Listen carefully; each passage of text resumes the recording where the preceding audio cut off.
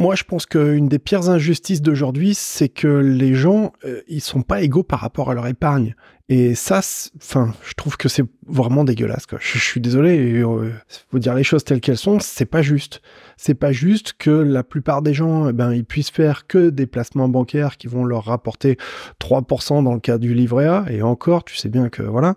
Dans le cas du livret d'épargne populaire, ah, c'est beaucoup mieux, oui, je suis d'accord, 6%, mais ils parlent déjà de le raboter, de le ramener à peut-être 4,5, quelque chose comme ça, parce que, tout simplement, eh bien, l'inflation serait officiellement en baisse. Va dire ça à toutes les familles qui font leurs courses au supermarché, toutes les familles qui ont un ou deux enfants, etc.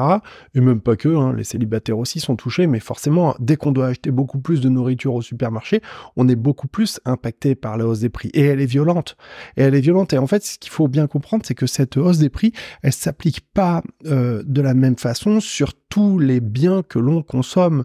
Et effectivement, il est vrai que pour tout ce qui est bouffe, eh ben, les prix, ils ont vraiment explosé, quoi. Ils ont vraiment explosé.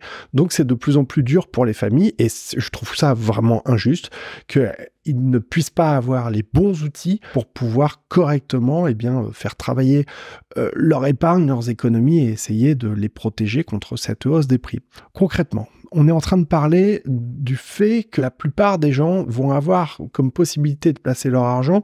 On va avoir quoi? Le livret A, on va avoir quoi? Le LDDS. Alors le livret A, en plus, maintenant, il commence à parler de l'utiliser pour financer l'armement. Donc ça aussi, ça peut poser des questions d'éthique. Chacun voit midi à sa porte. L'idée, c'est pas de rentrer dans le débat là aujourd'hui, mais il faut juste en être conscient. Après, bah, tu vas avoir donc le livret de développement durable et solidaire. Ok, bah, c'est les mêmes taux. Hein. Après, on va avoir le LEP. Et puis ensuite, eh bien, on peut trouver des comptes à terme qui sont proposés par les banques, mais là aussi, les taux sont vraiment rikiki, et il s'agit en plus de solutions qui sont fiscalisées, et on peut trouver parfois ce qu'on appelle des super livrets ou des livrets boostés, où tu vas peut-être avoir, 4% pendant 4 mois, et bon, après, ce qu'on peut faire, c'est essayer de faire tourner de super livret en super livret. C'est bien, mais c'est pas avec ça que tu vas réussir sérieusement à te protéger. Si tu aimes cette vidéo et que tu aimes ma chaîne, mes contenus et tout ce que je raconte, je t'invite à lâcher un pouce, je t'invite à t'abonner à la chaîne et je t'invite à cliquer la petite cloche là ici sur le côté pour être tenu au courant, pour recevoir les notifications en fin de compte dès que je sors une nouvelle vidéo. L'injustice, en fait, elle tient au fait que il y a des gens, il y a des petits malins qui, eux, savent très bien qu'il est tout à fait possible et accessible et légal en plus d'aller à l'étranger, d'aller dans des banques, d'ouvrir des comptes, tu vois,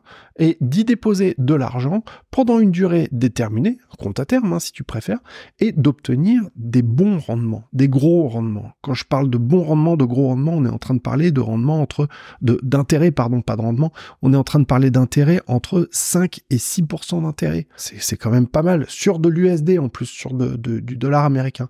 Donc, ça peut constituer une super bonne manière de non seulement sortir de la valeur de France, si tu, ben voilà, tu vois, si tu as envie de mettre un petit peu d'argent ailleurs, de France, d'Europe, et puis d'être investi aussi dans une autre monnaie, ben, parce qu'on le voit, hein, il y a des grosses variations, et moi je pense qu'il est plutôt intéressant aujourd'hui de ne pas mettre tous ses œufs dans le même panier. Alors, j'ai une de mes clientes qui me posait une question par rapport à ma formation qui s'appelle Objectif Compte à Terme. C'est une formation que j'ai lancée et qui justement a pour objectif d'apprendre à mes clients comment réussir à placer de l'argent dans des comptes à terme, mais pas des super livrets ou des trucs comme ça que tu vas avoir en France, mais justement des comptes à terme dans des juridictions qui vont être intéressantes et qui vont pouvoir te permettre de vraiment protéger ton épargne à long terme.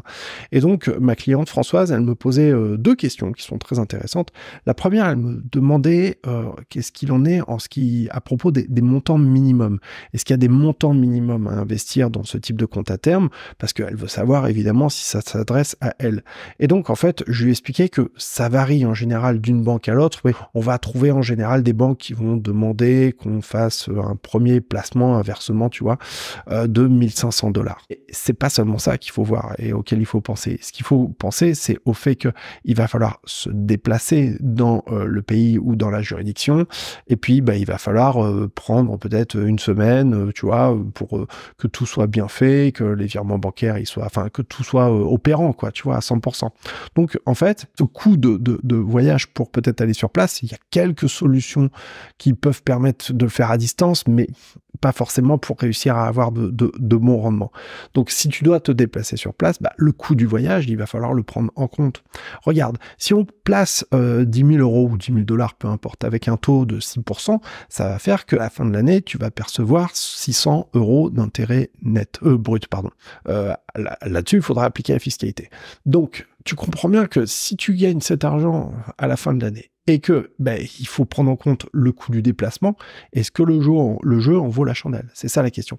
Pour répondre justement à ma cliente, ce type de compte à terme à l'étranger, ça va s'adresser à des personnes qui vont avoir plusieurs milliers d'euros, plusieurs dizaines de milliers d'euros peut-être, pour justement faire un placement et sécuriser de la valeur ailleurs. C'est particulièrement efficace pour les personnes qui ont peut-être de l'épargne à un moment donné et qui veulent être opportunistes. Je m'explique. On sait très bien que les meilleurs moments pour faire de gros investissements, ça va être au lendemain d'un krach boursier peut-être, ou au lendemain d'une vraie grosse baisse de l'immobilier, qui à mon sens n'a pas encore eu lieu. Et en fait, tu vois, si on veut être justement opportuniste comme ça, c'est bien d'avoir les billes, d'avoir l'argent quelque part, tu vois, qu'on puisse l'utiliser, quoi, tu vois. Mais cet argent, du coup, tu vas le garder, mais tu vas en faire quoi? Si tu le mets sur de la bourse, c'est très bien, tu peux faire des super trucs, c'est génial d'ailleurs, c'est de l'investissement, mais c'est risqué. Si tu le mets sur des cryptos, c'est encore plus risqué. Si tu le mets sur n'importe quel type d'investissement, c'est risqué. Alors que si tu le mets sur un placement bancaire, c'est beaucoup moins risqué. C'est même beaucoup moins risqué qu'une obligation, puisque une obligation qui va te servir les mêmes intérêts, tu vois, finalement, le prix de l'obligation, lui, va varier. Alors que si tu fais un placement sur un compte à terme, on appelle ça un certificate of deposit, d'accord, pour la partie internationale, je dirais, voilà. Eh bien, si tu fais ça, cet argent-là, t'es garanti, t'es sûr de le revoir à la sortie, le dépôt que tu as fait, plus les intérêts perçus. Donc c'est quand même la solution qui est de loin, à mon sens, la plus sécurisée si tu veux parquer de la valeur ailleurs et essayer quand même de faire travailler cet argent à ta place pour le protéger tout simplement. Donc voilà, c'est vraiment les choses que je veux essayer de faire comprendre, c'est que du coup, non, ça ne s'adresse pas à tout le monde, ça s'adresse aux gens qui ont de l'épargne, qui veulent la sécuriser, qui veulent un maximum de sécurité et quand même d'avoir des rendements sérieux entre 5 et 6% sur du dollar. Franchement, c'est très très joli aujourd'hui. Et justement, ça, c'est des solutions qui marchent, qui ont fait leur preuve depuis longtemps, qui sont très efficaces et qui permettent justement de se protéger à long terme. Si tu souhaites avoir cet argent plus tard, l'utiliser plus tard, tu pourras toujours aller taper dedans pour justement faire un achat, voilà, tu vois. Mais il faut pas garder de l'argent comme ça sans rien faire parce qu'il va se faire déglinguer par l'inflation. Faut pas croire, on te dit ouais, l'inflation elle baisse, ouais, mais ça veut pas dire qu'elle reviendra au niveau qu'on a connu avant et ça veut pas dire que justement ton argent ne va pas continuer à s'affaiblir finalement petit à petit au fur et à mesure du temps. Donc faut le faire travailler. Et il faut le faire travailler intelligemment. Ça s'adresse pas à tout le monde, donc parce qu'il faut des thunes, mais ça s'adresse pas non plus à tout le monde parce que il faut parler anglais. Si je veux dire, si tu vas à l'étranger, etc., et que t'es pas capable d'aligner 3 mots d'anglais pour communiquer avec la banque locale et, enfin, tu vois, faire en sorte que tout soit bien fait, etc., clair, ça va être touchy, quoi, tu vois. C'est pas uniquement avec Google Translate que tu vas réussir à t'en sortir, tu vois, ou un traducteur comme DeepL. Va falloir aller un petit peu plus loin, tu vois, en termes de communication. Et puis, il y a un troisième point, c'est qu'il y a plein de gens qui sont pas prêts à investir à l'étranger parce que, ils pensent peut-être que c'est illégal. Alors, à cette question, je tiens à te répondre tout de suite. Non, c'est pas du tout illégal. Faut juste que les choses soient faites et bien faites. Mais c'est parfaitement légal, heureusement d'ailleurs. Et puis, il y a des gens aussi qui sont pas prêts à investir, à sortir de l'argent de France parce qu'ils vont avoir peur de le mettre ailleurs, tout simplement. Ils pensent que la France, c'est la solution la plus sécurisée, etc., à laquelle ils peuvent avoir accès. Voilà, faut vraiment peser le pour et le contre par rapport à tout ça. Mais si tu as vraiment envie de placer de l'argent à long terme et de le sécuriser, moi j'ai créé ma formation Objectif Compte à Terme dans laquelle je te montre tout, je te montre même comment j'ai fait, voilà. Je te montre tout ce qu'il faut envisager, tout ce à quoi il faut penser, les différentes stratégies qu'on peut mettre en œuvre avec différents comptes à terme aussi, justement pour avoir des flux d'argent constants qui vont revenir.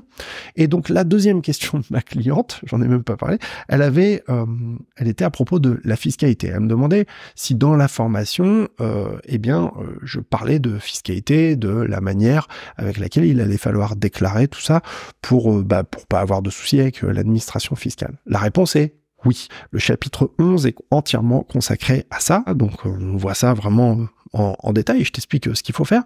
Au demeurant, moi, je ne suis pas fiscaliste, je ne suis pas conseiller fiscal. Moi, je t'explique ce qu'il faut faire. Après, charge à chacun aussi, si tu as des questions plus particulières, de les demander peut-être directement à l'administration fiscale, par mail, tu vois, c'est encore mieux, comme ça, tu as une trace écrite. En soi, il n'y a rien de très compliqué là-dedans, il faut juste être très sérieux dans la manière avec laquelle tu vas déclarer tout ça. Si ça t'intéresse, cette formation Objectif Compte à Terme, et que tu veux comprendre quelles sont les meilleures juridictions, quelles sont les meilleures banques, quelles sont les bonnes pratiques à mettre en œuvre, justement, si tu veux réussir à avoir de bons rendements, de bons intérêts, on va dire, c'est pas des rendements, c'est des intérêts, sur les comptes que tu vas avoir à l'étranger, je t'explique tout là-dedans, ça s'appelle Objectif Compte à Terme, et donc jusqu'à demain, tu peux profiter de 100 € de réduction sur le prix de la formation.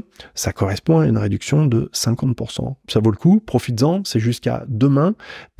Si ça t'intéresse et que tu veux aller voir, tu peux aller voir en cliquant le premier lien en description de cette vidéo. Ça va t'emmener sur la page de présentation sur laquelle je t'explique tout. Donc, profites-en. Si ça t'intéresse, c'est que pour 2024, tu sens qu'il est temps d'en mettre un petit peu là, tu vois, sur le côté.